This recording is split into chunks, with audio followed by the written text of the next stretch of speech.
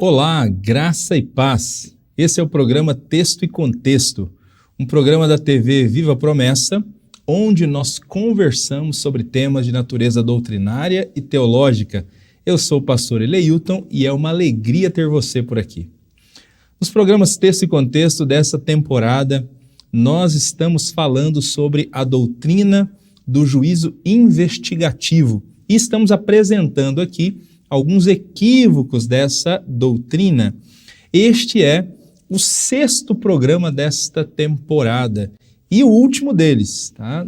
Com o programa de hoje, nós estamos encerrando essa temporada de estudos a respeito dessa doutrina e dos equívocos apresentados nessa doutrina do juízo investigativo. Bom, no programa de hoje, nós vamos apresentar algumas questões ligadas à doutrina bíblica do juízo. Porque a doutrina do juízo investigativo, de maneira geral, ela acaba distorcendo aquilo que a Bíblia diz a respeito do juízo. A Bíblia Sagrada fala, né, a respeito do juízo final, do juízo dos salvos, do juízo dos ímpios. Então, o que a Escritura Sagrada efetivamente fala a respeito desses temas é o que nós vamos conversar no programa de hoje. E antes de nós iniciarmos, eu gostaria de convidar você para compartilhar o link desse programa. Compartilhe com seus amigos, familiares, compartilhe nos grupos de WhatsApp da sua igreja local.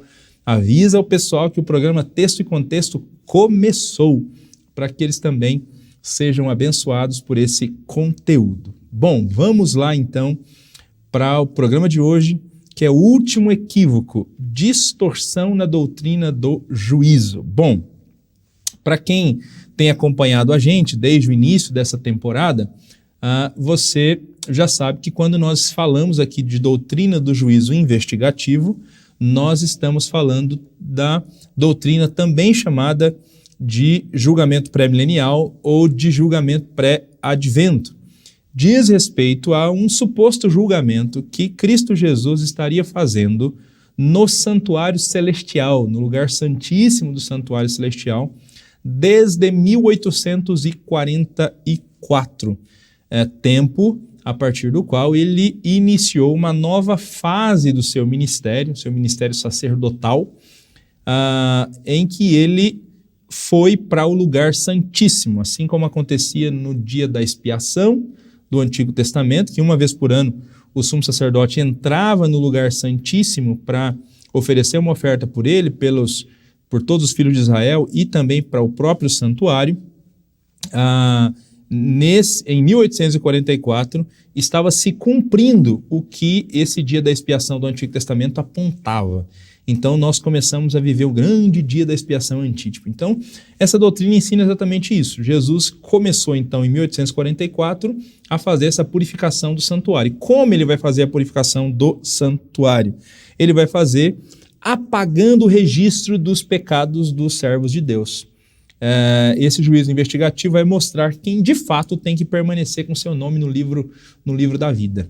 É isso que ensinam os defensores da doutrina do juízo investigativo. Bom, nós gastamos aqui 5 programas apresentando vários equívocos dessa doutrina, ligados à interpretação errada das profecias, ligadas ao uso equivocado do Antigo Testamento, enfim, ligados à doutrina de Cristo, à doutrina da igreja, à doutrina da salvação. E hoje nós vamos apresentar então o que a Bíblia fala sobre o juízo, qual que é a doutrina bíblica do juízo então, tá? Nós não vamos nos deter tanto aqui hoje a apresentar a doutrina do santuário celestial e do juízo investigativo, porque nós fizemos isso em outros programas. Você pode acessar a playlist e verificar essa questão. Importante reafirmar também, uma vez mais, que nós não cremos na doutrina do juízo investigativo. Tá? Apesar de sermos adventistas e o adventismo do 7º dia ser a igreja que defende a doutrina do juízo investigativo, nós não acreditamos nessa doutrina. Se você tiver acesso aos nossos manuais de confissão de fé, o livro O Doutrinal, o livro A Fé que Professamos, você vai verificar que não existe nenhum estudo nosso, nenhum capítulo da nossa confissão de fé que apresenta a doutrina do santuário celestial ou a doutrina do juízo investigativo, porque nós entendemos que essa doutrina é uma doutrina herética, é uma doutrina que fere a Escritura, fere a palavra de Deus e acaba mexendo com doutrinas essenciais e genuinamente cristãs. Então, nós não abraçamos essa doutrina, tá? Não há nem resquício dela na nossa confissão de fé. Que o que para o Adventismo do sétimo dia é um alicerce da fé, porque está ligado ao início da própria instituição adventista do sétimo dia, para nós consideramos uma heresia e um erro, e por isso temos apresentado aqui os equívocos. É importante sempre deixar isso bem claro, porque como nós carregamos adventista também no nosso nome, pode haver essa confusão e muita gente às vezes até acha que a única diferença entre a igreja adventista do sétimo dia e a igreja adventista da promessa é que a igreja adventista da promessa é uma igreja de linha carismática, uma igreja que acredita no batismo no Espírito Santo evidenciado pelo dom de línguas estranhas e acha que essa é a diferença básica. Não, nós não acreditamos numa porção de crenças da igreja adventista do sétimo dia, especificamente a doutrina do juízo investigativo é uma dessas doutrinas, tá? Bom, mas vamos lá. Nós já apresentamos aqui 5 equívocos dessa doutrina e vamos para o último, que é o equívoco sobre a doutrina do juízo, tá? Nós temos apresentado em todos os programas a crença do juízo investigativo, que teria iniciado em 1844, uma crença repleta de equívocos, mas o que então a Bíblia diz sobre o juízo? O que a Bíblia Sagrada fala sobre o juízo? Como nós defendemos o juízo na Escritura Sagrada? Bom, eu coloquei um quadro aí que está aparecendo para você, que é um quadro que resume, de algum modo, a nossa doutrina sobre o último dia, sobre o dia da volta do Senhor Jesus Cristo, e onde nós colocamos os juízos que vão acontecer e o juízo final, que é o último deles, o grande trono branco, que aparece ali no capítulo 20 do livro do Apocalipse. Então, se você conhece as nossas crenças, né, o que eu tentei apresentar aqui nesse pequeno gráfico, nessa tela, está descrito no Doutrinal, está descrito no livro A Fé que Professamos, nos nossos manuais de crença. Então, segundo a gente entende, à luz da palavra de Deus, quando Jesus Cristo voltar segunda vez, é que iniciará o chamado milênio. Então, nós somos pré-milenistas, porque para nós, Jesus volta antes do início do milênio. É a volta de Jesus que marca o início desse período conhecido na Bíblia Sagrada como milênio, períodos 1000 anos relatados em Apocalipse capítulo 20. Então, quando Jesus voltar segunda vez, a Bíblia diz para a gente que os justos mortos, os justos que estiverem mortos nesse período, eles serão ressuscitados e os vivos serão transformados e ambos irão se encontrar com o Senhor Jesus nos ares. 1 Tessalonicenses capítulo 4, a partir do versículo 13, diz isso, apresenta essa doutrina para a gente. Então, os salvos que estiverem mortos por essa ocasião, né, os que estiverem dormindo em Cristo, ressuscitarão, os vivos transformados, e ambos vão subir para se encontrar com o Senhor Jesus, e eles vão para o céu com o Senhor Jesus. Eles vão passar um período de 1000 anos com Cristo no céu. Os justos vão reinar no céu com o Senhor Jesus Cristo. É aqui que cumpre-se aquela palavra de Jesus de que ele estaria preparando moradas para a gente na casa do seu Pai, né? E no Apocalipse, às vezes que a gente tem visões sobre tronos no Apocalipse, esses tronos sempre estão no céu. E no milênio nós temos os salvos com Cristo em tronos. Então, o milênio acontecerá no céu. Os salvos todos vão com o Senhor Jesus Cristo para para o céu. E os ímpios? Os ímpios que estiverem mortos por ocasião da volta de Jesus continuam mortos. E os ímpios vivos serão mortos. Todos eles vão morrer por ocasião da volta de Jesus. Antes da volta de Cristo, eles já começaram a ser julgados por Deus por meio do juízo das trombetas e das taças. E com a sétima taça, com o derramamento da sétima taça, todos os ímpios vão morrer. É uma taça que é derramada no ar, você tem terremotos acontecendo nas cidades do mundo todo, você tem, enfim, pedras enormes que são apresentadas ali caindo. O fato é que todos os ímpios vão morrer e essa terra vai virar um caos e ela ficará desolada e vazia durante 1000 anos. E nesses 1000 anos, então, Satanás estará aqui. Esta será a sua prisão, porque Apocalipse capítulo 20 fala que Satanás será preso no início do milênio. Então a prisão de Satanás é porque ele estará nessa terra inabitada, nessa terra vazia. Pois bem, durante esses 1000 anos no céu é que nós teremos, né, por parte, em relação aos salvos, a questão do tribunal de Cristo, né, onde os salvos serão julgados para receber o seu galardão. E também durante o milênio que os salvos estarão participando do julgamento dos ímpios e das núpcias com o noivo, né? Porque, na verdade, o milênio também é um período de celebração do casamento do noivo com a sua noiva. No final do milênio, Satanás é solto, né? Depois que termina os 1000 anos, Satanás é solto. Acontece a segunda ressurreição, que é a ressurreição dos ímpios. Todos os ímpios são ressuscitados. E aí sim vai acontecer o juízo final, que é o grande trono branco. Depois tem uma batalha, que é a batalha de Gog e Magog, onde Satanás engana mais uma vez todos esses ímpios, e aí acontece de fato então a extinção da maldade. Então nós temos também a descida de Cristo com os salvos, a nova Jerusalém que desce do céu para a terra, e nós iniciamos então aqui numa terra restaurada, já depois de eliminado o pecado dos pecadores, Satanás, a própria morte, o próprio inferno ter sido lançado no lago de fogo e enxofre. Então inicia-se aqui a eternidade, o período de novos céus e nova terra.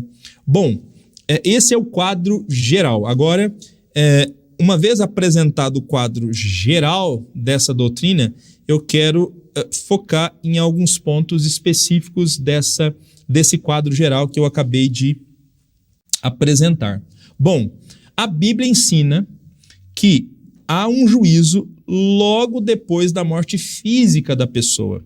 Assim como aos homens está ordenado morrerem uma só vez, vindo depois disso o juízo. Então, tão logo uma pessoa morre, já é de imediato julgada inocente ou culpada pelo juiz.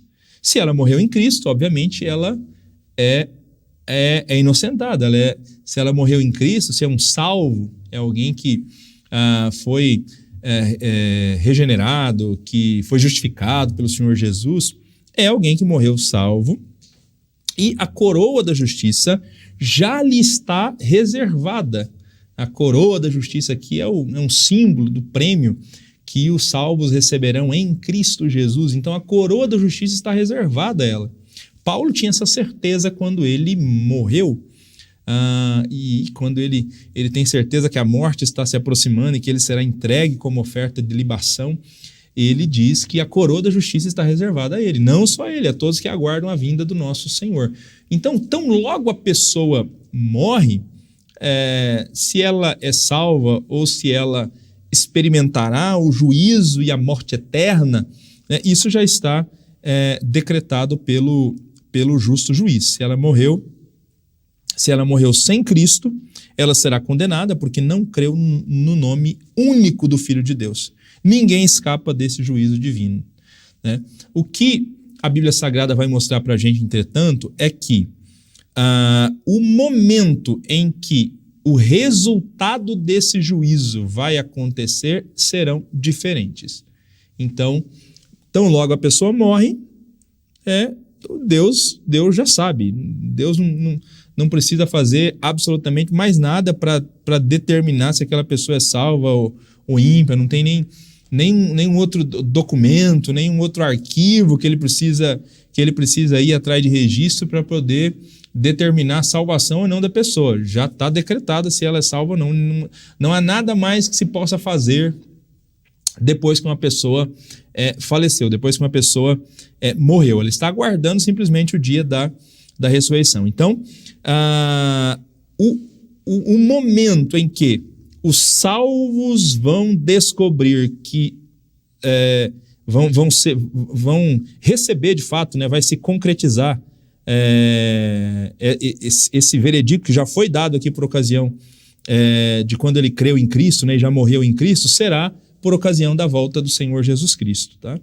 E o resultado concreto desse julgamento permanente e irrevogável por parte dos ímpios vai acontecer no final do milênio, de acordo com aquele quadro que nós apresentamos. Os justos, então, tanto os que foram ressuscitados quanto os que foram transformados antes do milênio, saberão do veredicto divino por ocasião da segunda vinda. E os ímpios, logo depois do final do milênio. Após o fim dos 1000 anos, todos os ímpios vivos serão ressuscitados e serão colocados em pé diante do trono. Então, é o resultado do julgamento que será conhecido em momentos distintos, em momentos diferentes. Mas o julgamento já foi feito.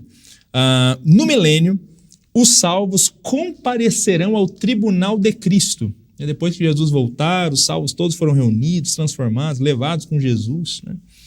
E eles vão comparecer diante do tribunal de Cristo. Paulo fala sobre esse tribunal em 2 Coríntios, capítulo 5, versículo 10. Esse texto diz que é necessário que todos sejamos apresentados diante do tribunal de Cristo, para que cada um receba retribuição pelo que fez, por meio do corpo, de acordo com o que praticou, seja o bem, seja o mal. O tribunal de Cristo que Paulo fala nesse texto aqui é o tribunal onde Cristo irá distribuir as recompensas ou o galardão. Quem vai comparecer diante do tribunal de Cristo são os cristãos. Não é o propósito nosso aqui nesse programa falar sobre a doutrina do galardão, mas se você quiser entender um pouco melhor essa doutrina, você pode procurar na playlist do programa Texto e Contexto, aqui no canal do YouTube da TV Viva a Promessa. Nós temos um programa em que tratamos especificamente da doutrina do galardão. Mas os cristãos vão comparecer diante do tribunal de Cristo e eles serão recompensados por tudo que fizeram, quer por palavras, quer por ações. Esse tribunal irá determinar as recompensas de cada um. Esse tribunal não serve para determinar quem é salvo e quem não será salvo, porque tomarão parte desse tribunal apenas os salvos. São os salvos, os que foram com o Senhor Jesus, os que foram arrebatados com o Senhor Jesus, os que estão vivendo o milênio com o Senhor Jesus no céu. Então eles serão galardoados. Então todos os salvos serão galardoados, serão recompensados.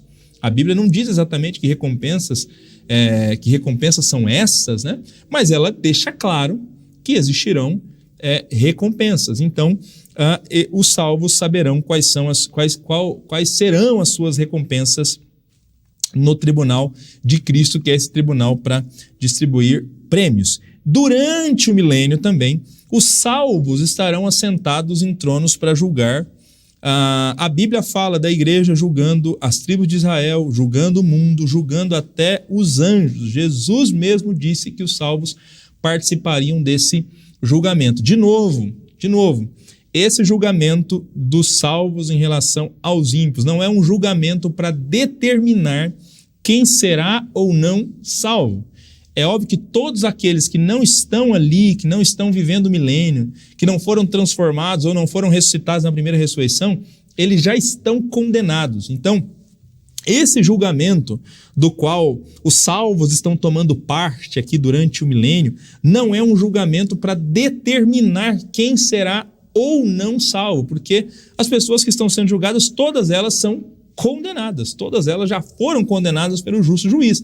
Exatamente por isso não foram ressuscitadas e nem foram transformadas por ocasião da vinda do Senhor Jesus Cristo. Na verdade, esse julgamento aqui é exatamente para se saber os motivos, né? Os motivos por que cada uma dessas pessoas está condenada, né? Por que essas pessoas não estão ali salvas?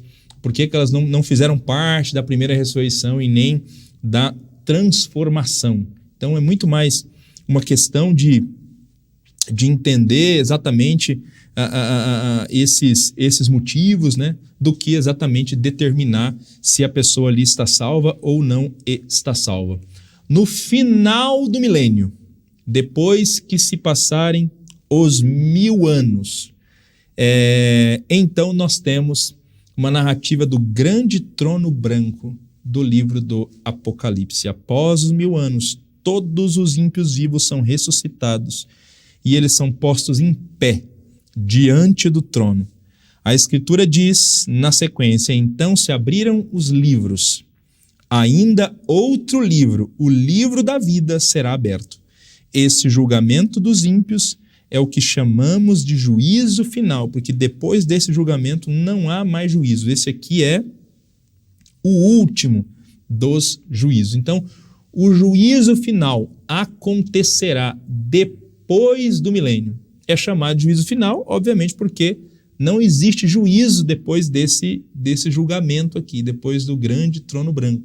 Então, todos os ímpios serão ressuscitados depois do milênio e serão colocados diante do justo juiz para ouvirem a sua sentença. Todos eles estão condenados. Todos estão condenados desde lá de trás. Então, de novo, esse julgamento não existe nenhuma possibilidade de reverter a sentença nesse julgamento. Os que estão sendo julgados aqui, esses mortos que reviveram para participarem desse julgamento, são todos os ímpios, todos aqueles que serão condenados. E eles serão condenados de acordo com os livros. Apocalipse fala que eles foram julgados de acordo com as suas obras, né? Se você der uma olhada em Apocalipse capítulo 20, que trata desse julgamento, vi os mortos, grandes e pequenos, em pé diante do trono. Abriram-se alguns livros. Então abriu-se outro livro, o livro da vida, e os mortos foram julgados pelas coisas que estavam escritas nos livros segundo as obras. O versículo 15 diz: todo aquele que não se achou inscrito no livro da vida foi jogado no lago de fogo. Bom, o que esse texto essa passagem aqui de Apocalipse 20 diz para a gente? Então, quando o texto fala que eles estão sendo julgados, cada um de acordo com as suas obras, né, não existe aqui a mínima possibilidade desse texto ser um indicativo de salvação por obras ou salvação por méritos. Perceba que o texto diz que abriram-se o livro da vida e outros livros.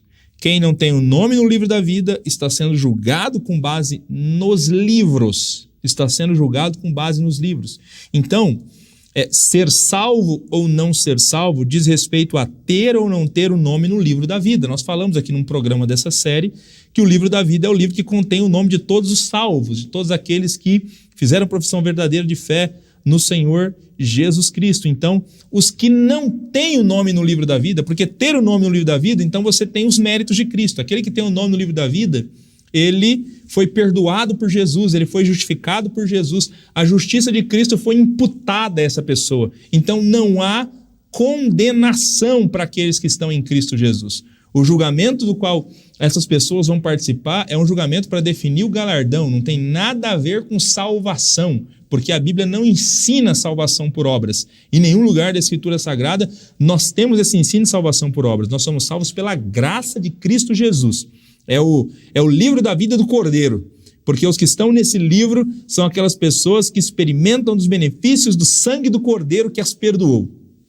Então, não tem o nome nesse livro, então a pessoa vai ser julgada de acordo com as suas obras, e óbvio, condenada, porque ninguém consegue se salvar com base nas suas próprias obras, por melhor que a pessoa seja. por mais honesta que a pessoa seja, ninguém será salvo com base naquilo que fez, com base no seu bom procedimento, de acordo com a Bíblia Sagrada. Então, esses livros das obras são abertos e essas pessoas são condenadas de acordo com esse livro. E é determinado também o castigo dessas pessoas de acordo com esses livros que são abertos. Assim como haverá um galardão para aqueles que serviram a Jesus e que foram salvos, ao que tudo indica também pela Escritura Sagrada, como eles estão sendo julgados de acordo com as suas obras, eles também irão receber o castigo de acordo com as obras que cometeram. A Bíblia também, assim como no caso dos salvos, a Bíblia Sagrada não deixa muito claro como será exatamente esse castigo no que diz respeito aos ímpios, né? A aplicação desse castigo. O resultado final desse castigo nós sabemos, eles serão lançados no lago de fogo e enxofre. O lago de fogo e enxofre é uma referência à segunda morte. Então eles deixarão de existir definitivamente. Eles não ficarão sendo torturados por toda a eternidade no lago de fogo. Eles serão aniquilados e são condenados à não existência. Mas até esse momento nós temos aqui um castigo prévio que a Bíblia Sagrada fala para a gente também, e não dá detalhe exatamente como vai ser esse castigo de Deus com gradações diferentes também aqui no que diz respeito aos ímpios. Tá? Então, em resumo, a diferença entre o tribunal de Cristo e o juízo final é que o tribunal de Cristo, os salvos participam desse tribunal, e no que diz respeito ao juízo final, os ímpios é que vão participar desse juízo no grande trono branco do Apocalipse. É eles que estão sendo julgados e vão receber o lago de fogo e enxofre como pena para os seus pecados. Bom, assim a Bíblia Sagrada apresenta a doutrina do juízo. É isso que a Bíblia Sagrada diz de juízo. Nós não temos na Escritura Sagrada nenhum só texto, meus irmãos e minhas irmãs, nenhum só texto da Escritura Sagrada que trate de um juízo investigativo que começou a ser feito em 1844 para apagar o nome, para apagar dos livros, dos registros de pecados, pecados das pessoas, para purificar um santuário celestial no céu. Essa é uma doutrina inventada, mal fundamentada, e que tem como base a interpretação equivocada de uma profecia. Nós não encontramos na Bíblia Sagrada o juízo da maneira como é apresentado pela Igreja Adventista do sétimo dia. Bom, nós terminamos então dessa maneira essa nossa série de programas a respeito da doutrina do juízo investigativo. E só reforçando aqui, por que essa doutrina é uma doutrina equivocada? Nós apresentamos 6 equívocos aqui. Nós afirmamos que ela é equivocada por conta da sua origem, é uma profecia mal interpretada, que gerou uma doutrina mal fundamentada. Ela é equivocada por conta dos usos inadequados que ela faz do Antigo Testamento. A questão do santuário, estritamente literal. A questão do dia da expiação, a maneira como o dia da expiação é usado. O dia da expiação se cumpriu em Jesus na cruz, não se cumpriu em 1844. E a questão do bode, dizer que um bode ali é Satanás. Então, Satanás participando da expiação do pecado do povo de Deus, muito esquisito.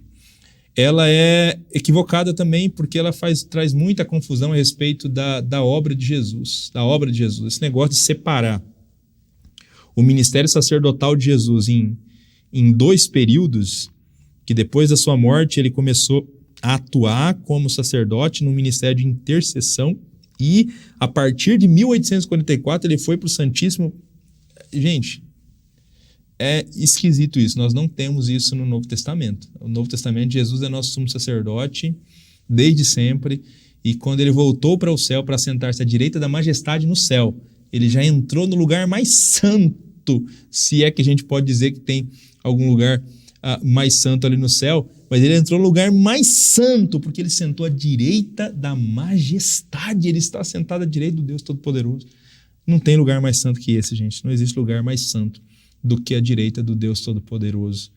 Isaías chega a dizer no livro dele quando ele tem a visão do trono de Deus. Esse lugar é tão santo que há serafins ali, e os serafins têm 6 asas, e eles estão cantando o tempo todo: Santo, Santo, Santo é o Senhor, toda a terra está cheia da sua glória. Eles cantam que Deus é triplamente santo, que Deus é santo, santo, santo. A santidade de Deus é enfatizada de maneira especial nessa visão de Isaías, e também na visão que João tem no capítulo 4, quando ele vê o trono e os 4 seres viventes cantando a mesmíssima coisa. É interessante nessa visão é que os serafins têm 6 asas, e asas têm como função principal voar, mas apenas 2 das 6 asas são usadas com essa finalidade. 4 são usadas para cobrir. 2 eles cobrem o rosto, e com 2 eles cobrem os pés.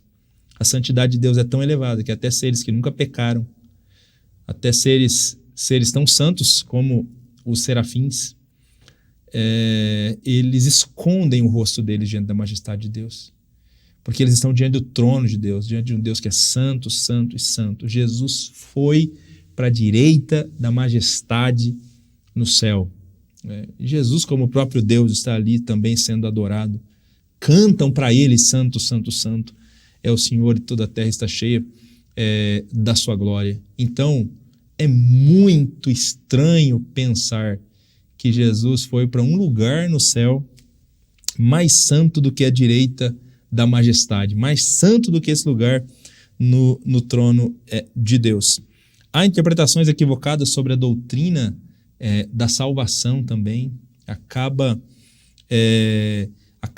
mexendo em alguns pontos muito essenciais da salvação, como, por exemplo, o fato de que os cristãos tiveram seus pecados cancelados, seus pecados perdoados, mas ainda precisa ser apagado do livro. E só começou a partir de 1844 a apagar os pecados desses registros, desses livros aqui. Muito esquisito isso, muito estranho isso.